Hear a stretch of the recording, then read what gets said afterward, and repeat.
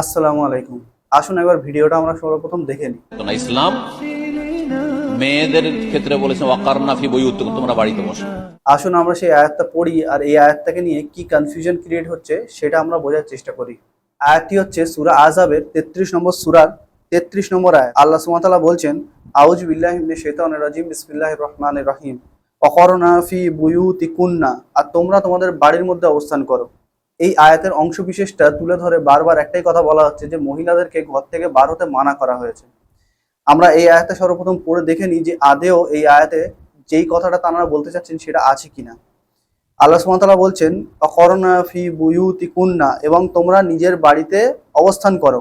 ওয়ালা তাবাররাজনা তাবাররুজাল জাহিলিয়াতিল উলা, এবং জাহিলি যুগে যেইভাবে প্রদর্শন করে নিজেকে বার করতে সেইভাবে তোমরা বার হবে না। ওয়াকিমনাস সালাহ, এবং তোমরা সালাত কায়েম করো। ওয়াতিনাজ যাকাহ, এবং তোমরা যাকাত আদায় করতে থাকো। ওয়াতিনাল্লাহ ওয়া রাসূলাহ, এবং তোমরা আল্লাহ তার রসুলের অনুগত করো। ইন্নামা ইউরিদুল্লাহু লিইয়ুযহিবা আনকুমুর রিজসা আহলাল বাইত, আল্লাহ চান তোমাদের উপর থেকে সমস্ত অপবিত্রতাকে দূর করে দিতে, হে আহলে বাইত, আল্লাহ নবীর আহলে বাইত। ওয়ায়ুতাহহিরাকুম তাতহীরা, এবং সব দিক থেকে তোমাদেরকে পবিত্র করতে। এই আয়াতটা বেসিক্যালি আয়াতে তাতহীর বলে জানা যায়। এখানে আল্লাহ সুবহানাহু ওয়া তাআলা তাদেরকে নির্দিষ্ট করে বলেন যে আল্লাহ সুবহানাহু ওয়া তাআলা তোমাদের উপর থেকে সমস্ত রকম অপবিত্রতাকে দূর করে দিয়ে তোমাদেরকে সম্পূর্ণরূপে পবিত্র করে দিতে চান। এখানে সাধারণ মানুষদের কথা হচ্ছেই না, সাধারণ মহিলাদের কথা হচ্ছেই না, এখানে সম্পূর্ণভাবে আল্লাহ রসুলের স্ত্রীদের কথা বলা হচ্ছে।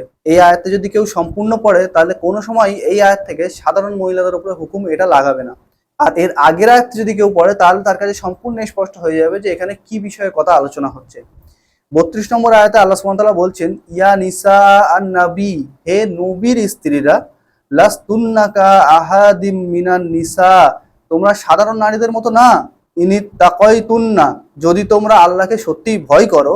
ফালা তাখদানা বিল কওলি, তাহলে তাদের সঙ্গে কোমল ভাবে কথা বলো না। বা ইয়াতমা আল্লাযী ফি কলবিহি মারাদ, কারণ যাদের মনে কোনো রকম দুশ্চিন্তা আছে সেটা আরো বেড়ে যাবে। ওয়াকুলনা কওলাম মারুফা, বরং তাদের সাথে স্বাভাবিকভাবে কথাবার্তা বলো। এখানে আল্লাহ রসুলের স্ত্রীদেরকে নির্দিষ্ট করে কথাটা বলা হচ্ছে, নাকি সমস্ত মহিলাদেরকে বলা হচ্ছে। আর আমি যদি এই আয়াতের ব্যাকগ্রাউন্ড এখন জানাতে যাই যে কিভাবে এই আয়াতটা নাজিল হয়, কোন সময় নাজিল হয়, কেন নাজিল হয়, তাহলে তো আপনারা মাথায় হাত দিয়ে বসে পড়বেন।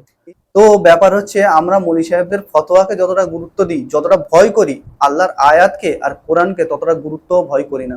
না হলে আমরা স্পষ্ট আয়াত দেখার পরেও কিভাবে চুপ করে চলে যেতে পারি। আল্লাহ আমাদের সবাইকে বোঝার তৌফিক দান করুক, আমিন।